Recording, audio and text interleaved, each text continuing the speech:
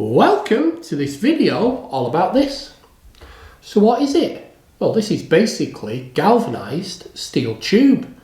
And in this video, we're going to find out exactly where we can use it and how we prepare it to be used. So let's get on with it and find out exactly what this stuff is. So like I say, this is a galvanized steel tube, and we can use this on water and gas supplies, but we can't use it on potable drinking water, but we can use it on central heating systems and water that isn't potable. So basically we can use it on any kind of water systems that isn't being used for drinking. So you can't use it on fluid category 1 or fluid category 2 water, so hot and cold water systems in your house. We can also use it on natural gas and LPG, but it all needs to comply to BS 1387, and the tube we use for gas needs to be blue band or red band tube. Now basically we call them blue band or red band is because there's a blue or red band painted on the end of the tube, and it depicts how thick the wall is and what pressures it can actually take. So blue band is classed as medium tube and red band is classed as heavyweight tube. So you could use blue band on condensate pipe, in steam condensate pipe, not a boiler condensate. And you can use the red band tube on steam pipes because it has a thicker wall. Now, the OD doesn't change, so the outside diameter doesn't change, it's the ID what changes for the thicker wall, because the fittings we use stay the same. And we have wrought iron and malleable fittings, and we have galvanized and we have black iron. Anyway, what type of fittings do we have? This is actually a socket, this is what we call an elbow, and this is what we call an M&F, which is a male female. And there are T's, reducers, back nuts, reducing bushes, flanges. There's all kinds of stuff we use for steel pipe work. How do we actually cut this pipe? Because as you can see, it is quite thick. So you can use a standard senior hacksaw. As long as you've got a decent blade in there and you use a really good action.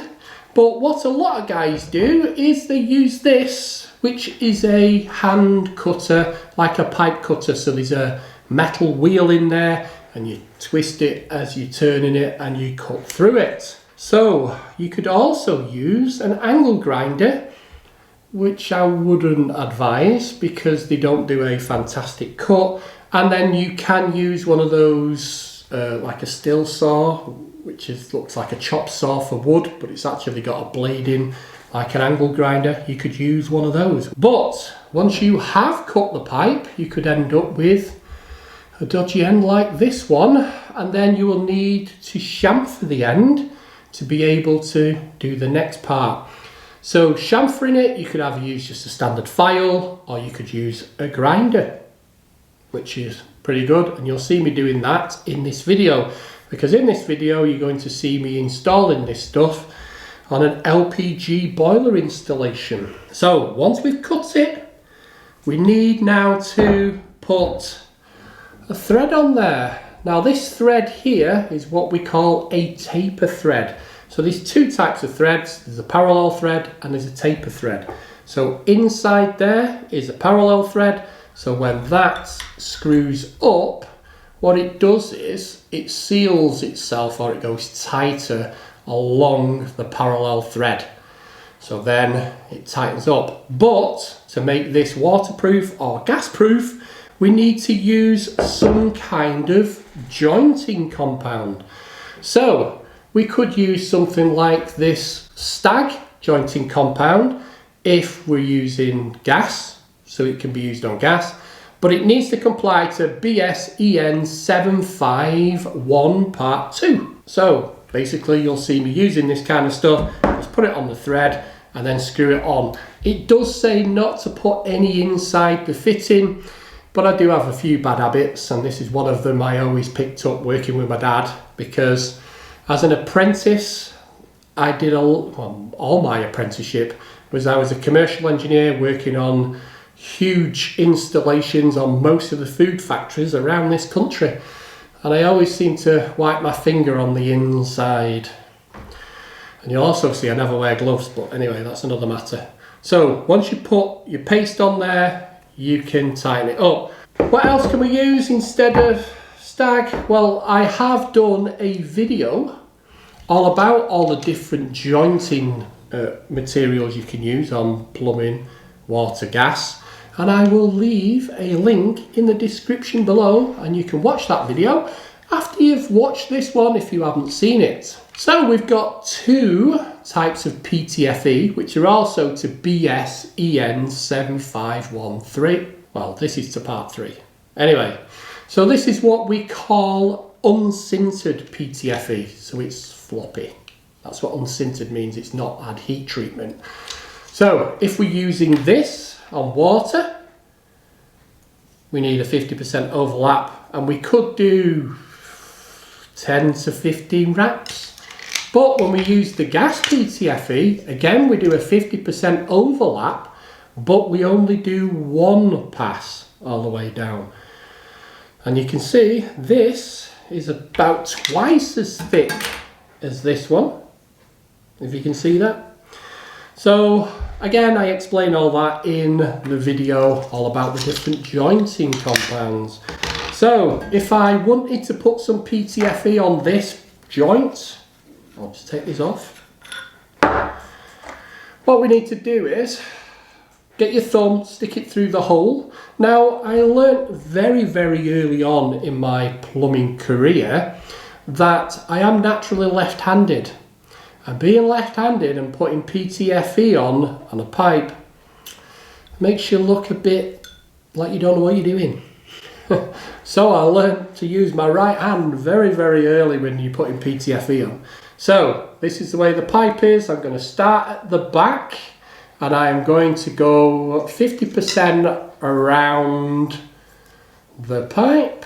When I get to the end, I'm going to go 50% back over again till I get to the other end, and you will continue to do that until you think you've got enough of the PTFE, polytetrafluoroethylene, if you wanted to know what that stands for, and then you can then put your fitting on. And then we need to tighten this fitting onto here. So how do we do that? Well, first of all, the pipe always needs to go in to a pipe vise. But you can do this actually in situ, but you still need to hold against with something, because we need to hold against that when we're tightening it up. So what can we use to tighten it up? We can use a pipe wrench, or which commonly known in the trade as a pair of Stilsons. And these come in all different sizes. 10s, 12s, 14s, these are 18s, 24s, 36s. And the 18 refers to 18 inches, which is the maximum length this pair of Stilsons will go to. Now there are loads of different makes and models and types of pipe wrenches out there. Try and get the one which suits you and suits the application. So how do we tighten up? So that would need to go in the vise, and we need to tighten pushing down. So we always need to go downwards. We never pull upwards. Now there are some times you do need to pull upwards, but most of the time you need to use your body weight to actually pull down. And you notice I flick my wrist and it comes off, and then I pull it down, flick my wrist, and then pull it down. Now, a lot of amateurs, especially you see on YouTube, they go, don't put your Stilsons on here because it messes it up. Put it on to here. Or if you're using an elbow, put your Stilsons that way across there. No. That is the strongest part of the fitting. So this bit here is the strongest, especially when you've got the thread inside. So you don't put it on the end with no thread, because you could crush it. you put it where the thread is and you go on to the end of the fitting. Does it matter if it scuffs it off a little bit? Well, you can always use a file and file it back off. It does go a bit rusty, this, if it's galvanized and it's outside, but so be it. You still need to tighten it up. You can also scratch the pipe quite easily, and we just used to put some galvanized paint over the top of it once we'd finished. You still use galvanized paint? Anyway, we are talking the 80s and 90s here. So that's how we tighten it up. But how do we actually get the thread on there? So as you can see, this is a bit of a rough end on here. So what I would have to do is I need to make that a chamfered end, and I can do that by using a file, or I could use a grinder. Also, it does need to be deburred inside there as well, because you don't want to leave a lip in there because it can cause build-up of crud. Once you've chamfered the end, you then need to put the thread on. So how do we put the thread on? Well, we use something like this. So this is a stock and die. So this is a 2-inch die. And as you can see from this row here, there's quite a selection here, and it goes all the way down to quarter BSP, I think. Yeah, quarter BSP. Now, all pipe and fittings are all in the old money. So we still refer to these as inch. So these are 3/4 inch. You can get 1/8, 1/2 inch, 3/8, 3/4, inch, 1.25 inch, 1.5 inch, 2 inch, 2 1/4, 2, and go all the way up. Loads of different sizes, but you don't really want to go on a thread on more than 2 inch using your hand dies. If you want to go more than 2 inch, then you need to use one of these, which is a threading machine. But for a gas pipe, the maximum size you can thread is up to 2 inch. You can't thread after that. You need to weld, but that's another story. Some manufacturers also produce handheld threading machines which run off the mains, or like this one, which runs off a battery. So you pick, let me get the 3/4 one. Oh, that's 1/2 inch, that's inch, that must be 3/4 here. Yeah, that's 3/4. So we get the 3/4 one and we place the die into the stock. Now the stock requires a handle, so I've got this bit of an extension which screws onto there, and then there's this other piece then screws onto there. So depending on which way the ratchet is will depend on whether you're putting the thread on or off. Now when I pull it towards me, it's on the ratchet, so that is when I push away from me, it's taking the thread, it's turning it this way, anti-clockwise, so it's turning the thread off.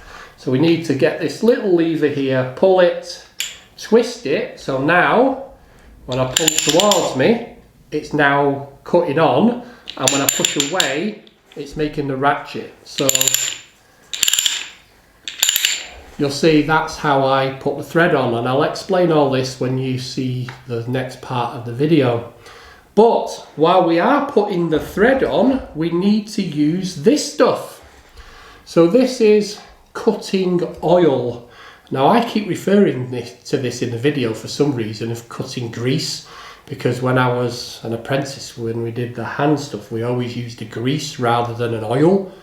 All threading machines use oil, and they can be automatic with their oil, but you'll need this to lubricate the die so it doesn't snap with the heat, because while this is cutting the thread, it's creating heat. So once we've finished making the thread, we then need to back off using the opposite direction. Once we get now this, we need to wipe off all that extra cutting oil or grease, because when we're making the joint on the thread, whether we're using PTFE, whether we're using Boss White and Emp, or whether we're using Stag, or whatever we're using, Boss Green, Boss Blue, whatever, we need to make sure the thread is clean and rust free. Otherwise it's going to compromise the joint. So I think I've waffled enough now, so let's get on with it and get to the actual site, and I'll go through exactly how we installed this galvanized 3/4 steel pipe for a condensing combi boiler running off LPG. Now, what about cutting the length of tube and cutting the right length of tube? How do we work that out? Well, with plastic pipe and copper pipe we use what's called the X dimension, but with low carbon steel tube we use what's called the Z dimension. So what is the Z dimension then? Well, basically it is the distance from the centre of the fitting to the face of the fitting less the average length of engagement of the pipe. So we can actually cut this pipe by using a little formula. Let's closely look at the formula then. So as you can see from this incredibly crude drawing, I have a low carbon steel T and I have a swept elbow. We have a centre to centre measurement, so we work from centre to centre. Sometimes we work from centre to end or end to end. We start off with our centre to centre measurement. We'll do an example in a minute. But the pipe length is what we need to work out. So we have measurements given to us by the manufacturers. So if we have a look at this GFT here on this chart, you can see for a 3/4 fitting we have distance of centre to face of 33 millimeters. And we have a distance of centre to where the thread goes in, which we call the Z dimension, of 18 millimeters. And if we look at the swept bend or the swept elbow, you can see we have the same thing. From the centre to the face we have a distance of 69 millimeters, and from the centre to where the thread ends we have a distance of 54 millimeters. So let's put some figures on this and show exactly how we're going to do it. Now we have a distance on the T from the centre line to the face of 33 millimeters, so that makes measurement A. On the swept bend from the centre line to the face we have 69 millimeters, and I got this from the charts from the manufacturer. Now again, if we look at the T from the centre line to where the thread needs to stop, the Z dimension, as the manufacturer calls it, we've got 18 millimeters. So on this side we need to do A minus Z, so 33 minus 18 is 15 millimeters.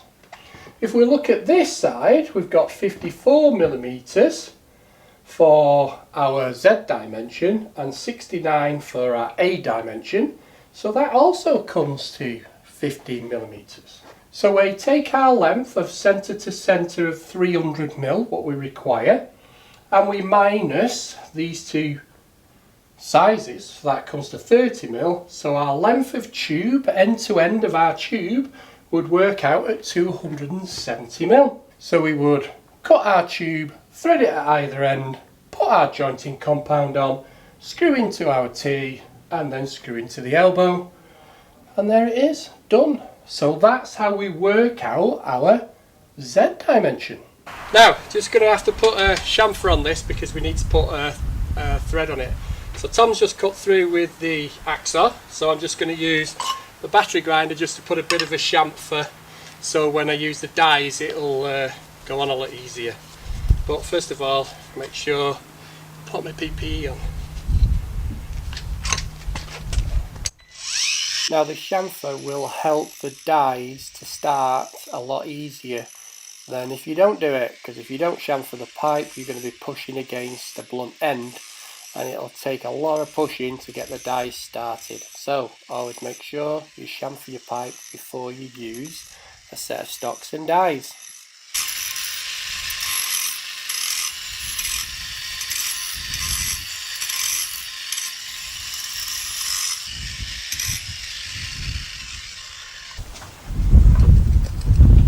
Now I've put the chamfer on the pipe, it should make it easier to use my stocks and die to be able to cut the thread. So first of all I need to use some cutting grease.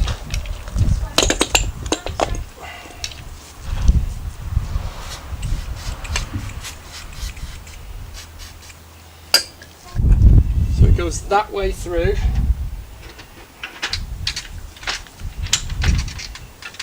Let's move that forward a bit.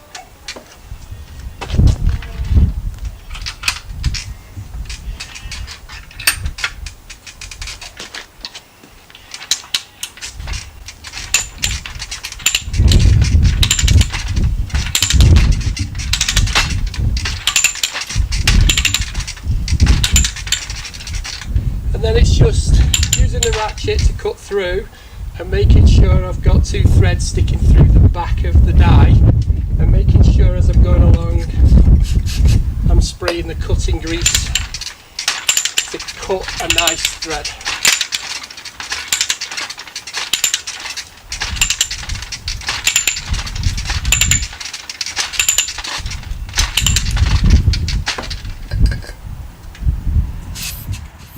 Now it is advisable, once you probably get halfway along the thread, is to put the stocks and die into reverse and then go a couple of turns backwards, which will help clean up the thread, which will prolong the life of the die and give you a nice clean thread. It's always best to have something underneath where you're threading the pipe to catch the excess swarf and the used cutting oil.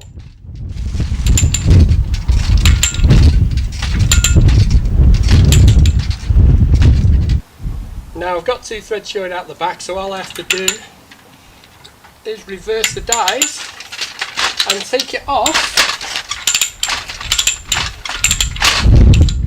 which helps clean the threading.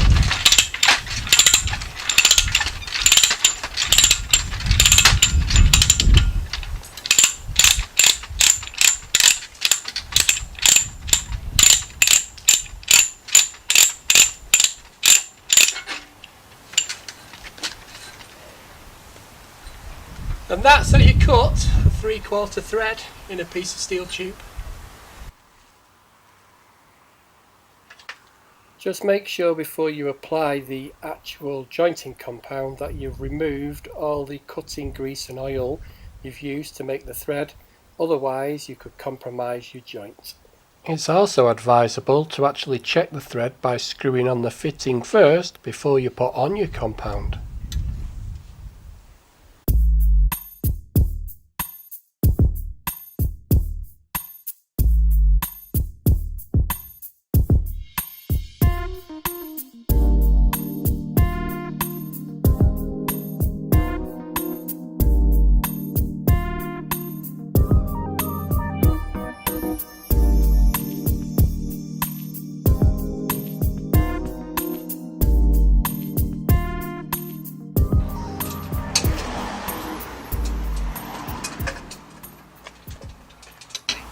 Well, just this last bit to tighten up, and then that's done. Then we can get inside and get this boiler drained.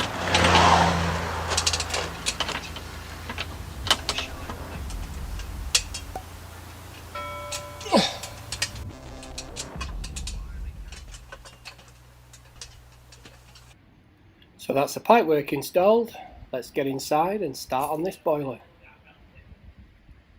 So that's my look at the preparation and the installation of this galvanized steel tube. So hopefully you've liked the video.